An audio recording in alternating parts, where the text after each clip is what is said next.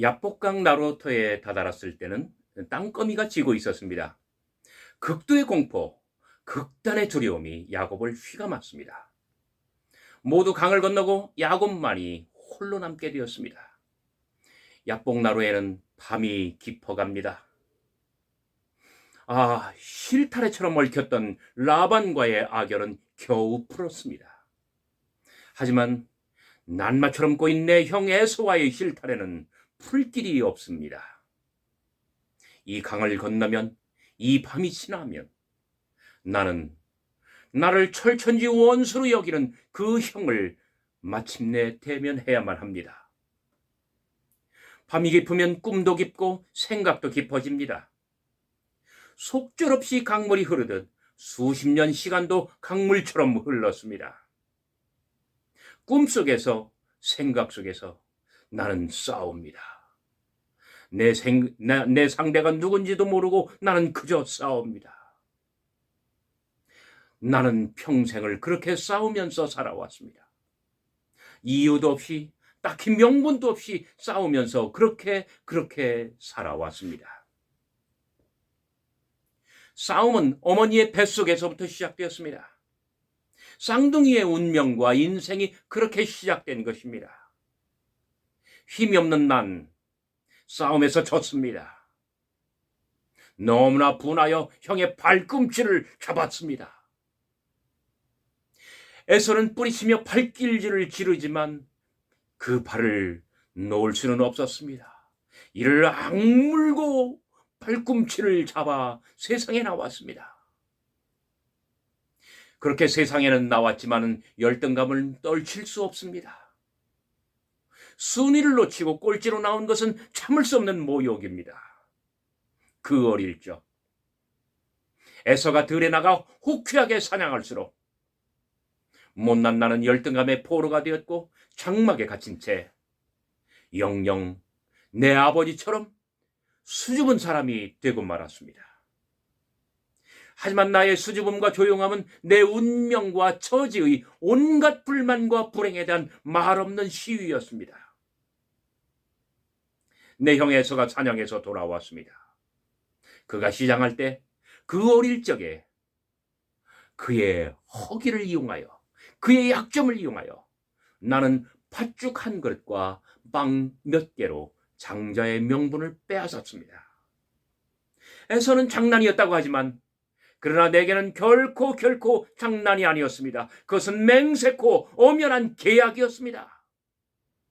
난생 처음 형을 이겼습니다. 손에 힘이 들어갑니다. 어깨가 무겁습니다. 얼굴에는 땀이 범벅입니다. 나는 야복나루에서 그렇게 싸우고 있습니다. 상대가 누군지도 모르고 내가 왜 싸워야 되는지도 모르고 정말 형은 언제나 버거운 상대입니다. 어찌 내가 힘으로 형을 이길 수 있습니까? 형 에서의 환영인가? 나는 지금 격한 몸짓으로 야복나루에서 형과 싸우고 있습니다.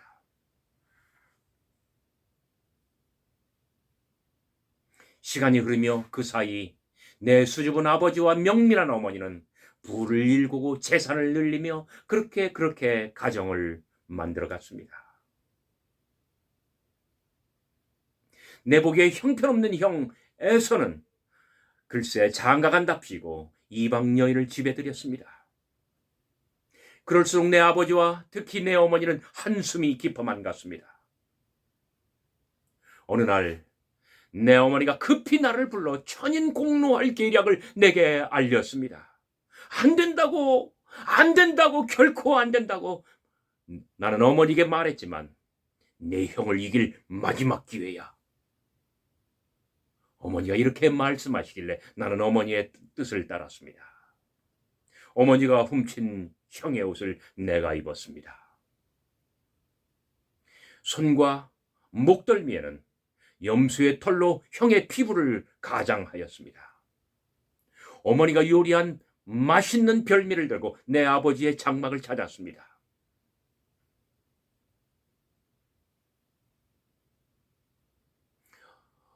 음성은 야곱인데 피부는 에서로구나. 못내 미심쩍어하며 아니 다 알면서도 속아주는 척 내 아버지는 나를 장자로 여기고 장자의 축복을 내게 주었습니다. 이렇게 2번이나 형을 꺾었습니다. 그 일로 충격을 받은 야곱은 배신감에 치를 떨면서 나를 죽이려고 쫓아다녔습니다. 하지만 열등감 속에 비겁한 방법으로 형을 이긴들 그게 다 무슨 소용이란 말입니까? 나는 집에서 나왔습니다. 아니 집에서 쫓겨났습니다. 이제는 혼자 인생의 길을 걸어야만 합니다. 내 가는 인생의 길을 나조차 알 수 없습니다. 배가 고픕니다. 외롭습니다. 북두칠성만 바라보고 북으로 하란으로 걷지만 길은 끝이 없습니다. 도무지 살아서 갈 수 있을까? 살아서 외삼촌 라반의 얼굴을 볼 수 있을까? 그리고 모진 과정 끝에 나는 살아서 내 아버지의 집으로 돌아올 수 있을까? 오늘 같은 극단의 공포와 두려움이 나를 사로잡았습니다. 잠의 나락으로 떨어졌을 때입니다. 꿈에 사닥다리가 땅에 섰는데 그 꼭대기가 하늘에 닿았습니다. 그 위로 하나님의 사자들이 오르락내리락 하였습니다. 바로 그때 하나님이 내게 나타났습니다. 나는 여호와 너의 조부 아브라함의 하나님, 너의 아버지 이삭의 하나님. 내가 놓은 땅을 내가 너와 네 자손에게 주리라. 내가 너와 함께 있어 네가 어디로 가든지 너를 지키며 너를 이끌어 이 땅으로 돌아오게 할지라. 너무나 두려웠습니다. 형을 생각할 때와는 전혀 다른 두려움이었습니다. 두렵도다 이곳이여. 이것은 내게 하나님의 집, 하늘의 문이로다. 나는 서원하였습니다.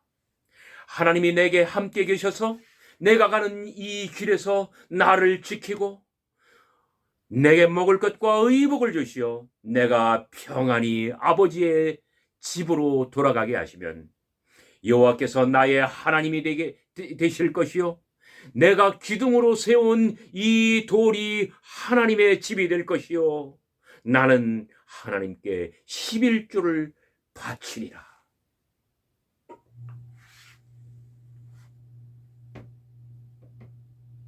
그날의 그 일 때문인지 바단 아람의 하란에서는 내 삶이 형통하였습니다.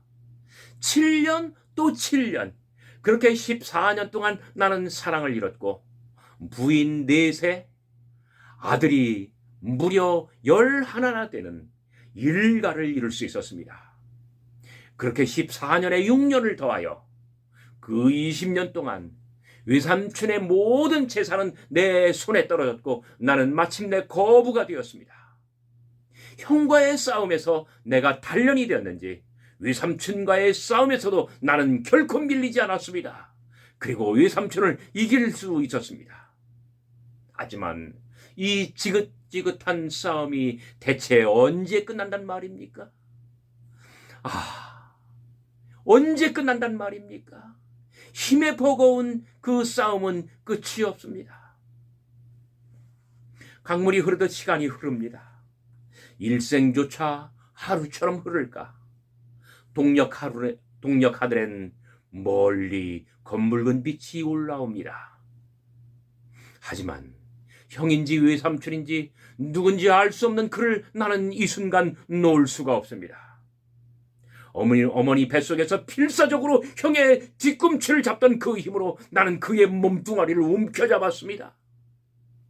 에서가 내 손을 뿌리치며 발길을 지르듯 그는 내 허벅지 관절 환도뼈를 냅다 후려쳤습니다.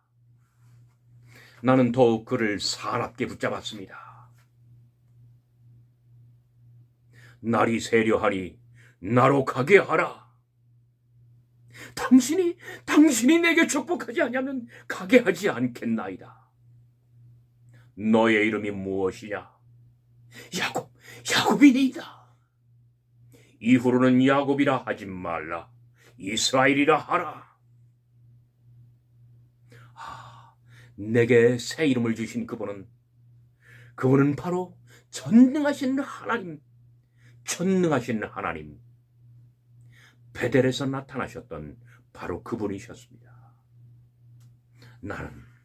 나는 그 칠같이 어두운 어둠 속에서 하나님의 얼굴을 배울 수 있었습니다. 내 눈이 감당치 못할 빛이 내게 비춰옵니다. 해가 돋아오릅니다. 너무 아파 나는 허벅다리를 절지만 이 모든 고통은 전능하신 하나님께서 내게 주신 확신이며 그 징표입니다. 그 다리로 절며 야복강을 건넜습니다. 멀리 들판에는 먼지가 올라옵니다. 형님이 장정을 400이나 거느리고 이리로 다가옵니다. 친을 치고 나의 가족과 나의 띠를 치려고 전쟁을 하는 것일까? 나는 실바와 빌하 두 여종과 그 자식들을 맨 앞에 세웠습니다. 레아와 그의 자식들은 그 뒤에 세웠습니다. 그리고 맨 뒤에 나의 사랑 라헬과 그의 아들 요셉을 맨 뒤에 안전하게 세웠습니다. 그리고 그들 사이를 뚫고 앞으로 나아가 형님 앞으로 갔습니다.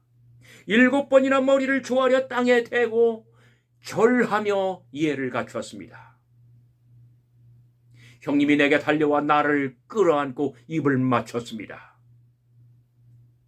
눈을 떼고 형님의 얼굴을 바라보니 아니, 밤새도록 싸운 그분이 아닙니까?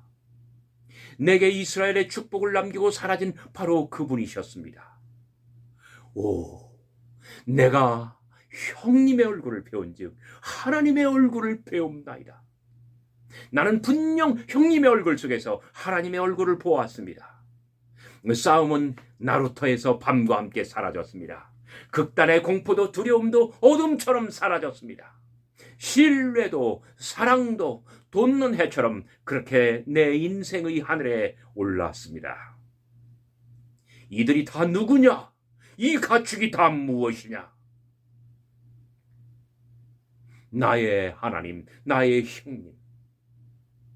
내가 지팡이 하나 달랑 가지고 이 요단강을 건넜으나 이제는 하나님의 은혜를 입어 4명의 부인과 11명의 아들이 내게 있나이다. 이 많은 염소며 양이며 소며 낙타며 나귀며 이 많은 축복을 받았나이다. 이 가축대의 550마리는 다 형님의 것이니이다. 아우야, 내게 부족함이 없도다. 이 모든 것은 다 내게 두기로 하여라. 아닙니다. 이 모두는 형님의 것입니다. 내가 이 많은 것을 가진들 다 여기에 무엇에 쓴단 말입니까? 이렇게 해서 야곱은 형 에서와의 그 모든 실타래를 다 풀고 참으로 평안한 일생 노후를 맞이하게 됩니다. 여러분, 야곱의 자전적 이야기를 재밌게 들으셨나요? 야곱의 이야기는 모두 6개 또는 7개의 장면으로 구성이 됩니다. 첫 번째 이야기 마당은 창세기 25장 말미에 있는 출생과 장자의 명분 이야기입니다. 야곱은 어렸을 때 어머니 리브가의 뱃속에서부터 형과 싸우고 경쟁했다고 합니다. 그리고 태어나서는 뱃속에서 졌었던 야곱이 이 형의 허기를 이용해서, 형의 약점을 이용해서 팥죽 한 그릇으로 장자의 명분을 빼앗습니다. 두 번째 이야기 마당은 26장 마지막부터 27장 끝까지 있는 리브가의 계략과 장자 축복의 쟁취입니다.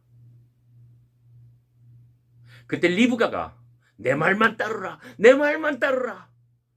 잔소리 그만하고 내 말만 따라서 이 어미의 말대로 하라. 이렇게 하면서 형으로부터 장자의 명분과 장자의 축복을 빼앗아 야곱에게 주었습니다. 그 어릴 적 팥죽 한 그릇으로 장자의 명분을 사들이던 바로 그 꿈을 어머니 리브가가 야곱에게 이루어준 것입니다. 그 일로 말미암아 창세기 28장은 야곱 이야기의 세 번째 마당인데, 바로 쫓겨나면서 베델에서 꿈을 꾸고 체험을 한 바로 그 이야기입니다. 제가 돌기둥을 들고 여러분들에게 연기했잖아요. 이 기둥, 내가 기둥으로 세운 이 돌이 하나님의 집이 될 것이요, 바로 하나님께 11조를 바칠지라. 재미있잖아요. 베델의 꿈과 야곱의 체험입니다. 바로 이 베델의 꿈, 이 체험에서 야곱은 자기 할아버지 아브라함이 받았던 그 언약을 받고, 자기 아버지 이삭이 하나님께 받았었던 그 언약을 다시금 받게 됩니다. 네가 어디로 가든지, 네가 누구를 만나든지, 어디서 무엇을 하든지 내가 너와 함께 하리라. 내가 너를 이기게 하리라. 내가 너를 안전하게 네 아비의 집으로 돌아오게 하리라. 내 할아버지, 내 아비에게 약속한 그 모든 약속을 내가 네게 이루리라. 야곱은 베델의 체험에서 그 모든 언약과 확신을 얻습니다. 야곱의 이야기 네 번째 마당은 29장과 30장 중반까지의 이야기, 하란에서의 20년 이야기입니다. 사랑을 어떻게 이룰 수 있을까요? 외삼촌, 내가 어떻게 하면 라헬과 혼인할 수 있을까요? 내 사랑 라헬, 내가 7년을 외삼촌의 집에서 봉사하고 내 노동력, 나의 레이버를 바치면 사랑을 이룰 수 있을까요? 그렇다고 해서 7년을 하루같이 일했습니다. 첫날 밤을 치르고 아침에 보니까 라헬이 아니라 그 언니 레아가 아닙니까? 외삼촌! 자네 몰랐는가? 이 지방에서는 문화라네, 법이라네, 제도라네. 언니를 보냄 없이 동생을 먼저 보내는 법은 이 지방에 없다네. 그러면 나보고 어떻게 하라고? 7년 더 하면 될 거 아닌가? 야곱의 좌절. 그러나 야곱은 그때 또 7년을 일하고 봉사합니다.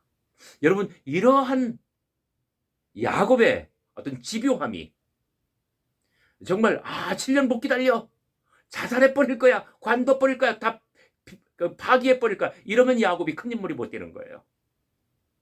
그런데 7년, 또 7년, 하세월을 14년을 하루같이 일하는 야곱의 이 모습, 이 끈기 속에 야곱의 저력이, 야곱의 인물됨이 커가고 있는 거예요. 그렇습니다. 그리고 또 6년이나 더 일을 해줬습니다. 그 사이에 야곱은 어마어마한, 자기 할아버지, 자기 아버지보다 더 거부가 될 수 있었고요. 그리고 자기 아버지는 아들 달랑 하나 낳았잖아요. 할아버지는 아들 달랑 한 명 낳았잖아요. 자기 아버지는 쌍둥이 둘 낳았잖아요. 그러나 자기는 4명의 부인에게서 11명이나 낳고 앞으로 1명 더 낳을 겁니다. 정말 바로 이 야곱의 끈기와 집요함이, 참아내는 그 인내심이 야곱으로 하여금 큰 인물이 되게 하였던 것입니다. 5번째 이야기 마당은 30장 중반부터 31장 끝까지입니다. 그것은 바로 이 라반으로부터 독립을 이뤄내는 이야기입니다. 얼마나 멋진 이야기인지 모릅니다. 야곱은 많이 컸습니다. 야곱은 정말 많이 큰 사람이 되었습니다. 아주 극단의 위기를 지혜롭게, 그리고 용기를 가지고 극복하며 라반과 아름다운 이별을 이뤄냅니다. 그리고 32장, 33장은 여섯 번째 이야기 마당인데 야복 나루의 투쟁과 그리고 에서와의 해후, 에서와의 성숙한 만남입니다. 그날 밤새워 그런 누군가 싸웠다고 합니다. 누군가 투쟁했다고 합니다. 그분은 다름이 아닌 하나님 당신이었습니다. 야곱은 지지 않았습니다. 하나님이 야곱한테 졌다고 합니다. 할 수 없이 날이 새기 전에 하나님은 떠나야 되는데 야곱이 놓아주지 않자 냅다 허벅지 그 관절을 쳐서 환도뼈를 부러뜨리고 그리고 하나님이 야곱의 이 뭐랄까요 소나기에서 해방될 수 있었다고 합니다. 너무나 재미있고 해악스러운 그런 이야기 아닙니까? 그래서 야곱은 자기의 그 모든 징크스, 자기의 어떤 운명 같은 한계를 극복할 수 있었다는 이야기예요. 마지막 한마당 이야기마당 한마당을 더 할 수 있다면 브엘세바 이 지역에 돌아와 정착하면서 말년의 이야기가 될 것입니다. 요셉이 나오고 채색 옷을 입히고 그리고 요셉을 잃고 그리고 애굽으로 요셉 때문에 애굽으로 가서 요셉을 만나고 정말 아름다운 말년을 지내는 그 이야기를 창세기 49장까지 갈 거예요. 그 이야기를 야곱 이야기의 마지막 7번째 마당으로 생각할 수 있습니다. 야곱의 긴 이야기 어떻습니까? 야곱은요 아브라함이나 자기 아버지 이삭보다 더 강렬한 자기의 이야기를 가진 족장입니다. 일찍이 아브라함도 이 같은 이야기, 자기의 이야기가 이렇게 강렬하진 않았습니다. 이삭은 너무나 순하고 너무나 약해가지고 정말 콘텐츠가 없어요. 오히려 리브가가 콘텐츠를 가지고 있죠. 그렇다면 그 야곱으로 하여금 이런 자기의 이야기를 갖게 하고 자기의 약점을 극복하게 했었던 그 동력, 그 원인은 무엇이었을까요? 저는 그것은 바로 28장에 나와 있는 베델의 꿈, 그리고 오늘 제가 이야기의 창문으로, 이야기의 시작점으로, 출발점으로 삼은 야복나루에서의 투쟁과 체험 때문이었다라고 저는 생각합니다. 집에서 쫓겨나 먼 길, 준비되지 않은 여행, 정말 북두칠성만 바라보고 앞으로 북으로 하란으로 가는 그 여행길에 극단의 두려움과 정말 극도의 공포 속에 잠의 나락으로 떨어졌을 때 그런 베델에서 꿈을 꿉니다. 사다리, 하늘로 오르는 사다리, 그리고 하늘이 내게로 내려오는 하나님께서 내게 다가오시는 바로 그 꿈입니다. 두렵도다 이곳이요. 이곳이 바로 하나님의 집, 하늘의 문이로다. 거기에서 야곱은 처음으로 할아버지 아브라함이 배웠었던 하나님을 배웠고, 그리고 자기의 아버지에게 나타났었던 하나님, 전능하신 하나님이 자기에게도 내려와 자기를 만나고 자기에게 약속을 주는 바로 그 놀라운 신비로운 체험을 얻습니다. 그리고 무려 20년 이상의 긴 세월이 흘렀는데, 그리고 오늘 이 밤에 야곱은 야복나루에서 정말 일생일대의 투쟁, 싸움, 그 씨름이라고 표현이 되어 있습니다만 그 씨름, 그 싸움을 하게 되었습니다. 바로 그 싸움에서 야곱은 하나님을 이기고 브니엘, 하나님의 얼굴을 배웠다라고 합니다. 저는 좀 극적인 효과를 살리기 위해서 어둠 속에서 얼굴을 보았다라고 표현을 했습니다. 그때 브니엘이라고 했잖아요. 하나님의 얼굴이라는 뜻입니다. 근데 바로 그 다음에 야복나루를 건너서 어떻습니까? 형을 보았을 때에 형의 얼굴을 배우니 하나님의 얼굴을 배웠습니다. 이렇게 이야기를 하잖아요. 자, 야곱 이야기 전체를 관통하는 단 하나의 모티프가 있을까요? 무엇일까요? 저는 그것이 형에 대한 동생의 열등감이라고 생각합니다. 형님은 신체가 건장합니다. 사냥을 가면은 백발백중 짐승을 잡아옵니다. 근육이 대단한 거야. 거기에 비하면 형을 바라볼 때마다 자기는 언제나 위축되고 왜소해집니다. 야곱 이야기 전체를 관통하는 단 하나의 어떤 모티프가 있다고 하면 그것은 열등감입니다. 여러분 혹시 열등감이 여러분에게 있습니까? 정말 생이 위축되고 이것 때문에 내가 무엇을 할 수 없어 라고 생각하는 그러한 열등감이 있습니까? 하지만 그러한 열등감이 여러분들의 생을 지탱하고 여러분들의 인생을 더욱더 발전시킬 수 있는 원동력이 될 수 있음을 여러분들은 믿을 수 있습니까? 그는 야복나루에서 과연 본인의 말대로 브니엘 하나님의 얼굴을 배웠습니다. 강을 건너 형님의 얼굴을 뵙고 형님의 얼굴을 배우니 하나님의 얼굴을 배웁니다. 형님의 얼굴 속에서 간밤의 어둠 속에서 보였던 그 하나님의 얼굴 브니엘, 형님의 얼굴 속에서 이 브니엘 하나님의 얼굴을 볼 수 있다. 무엇을 뜻합니까? 야곱은 마침내 극단의 열등감을 치유했다는 이야기입니다. 최고의 경쟁 상대요, 나를 죽이려 하던 그 원수가 마침내 내 눈앞에 하나님으로 보입니다. 어렸을 때는 극도의 경쟁심과 극단의 열등감으로 점철하였습니다. 그러나 두 번의 체험과 결단으로 인생의 강을 건넙니다. 참으로 건널 수 없는 인생의 강을 넘고야 맙니다.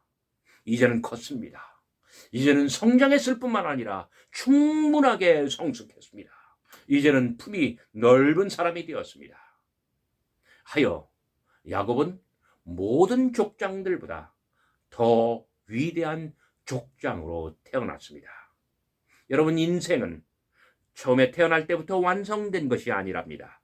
야곱처럼 다시 태어나고 더 성장하고 성숙하면서 새로운 사람으로 날마다 태어나는 것이랍니다. 이스라엘의 정체성과 이름이 그의 생애에서 유래했다고 합니다. 이만하면 할아버지보다 아버지보다 모든 족장들보다 자기의 이야기, 강렬한 이야기 콘텐츠를 가진 것처럼 정말 가장 훌륭한 족장이 되지 않았습니까? 여러분, 저의 이야기를 그리고 야곱의 이야기를 끝까지 잘 경청해 주셔서 대단히 감사합니다.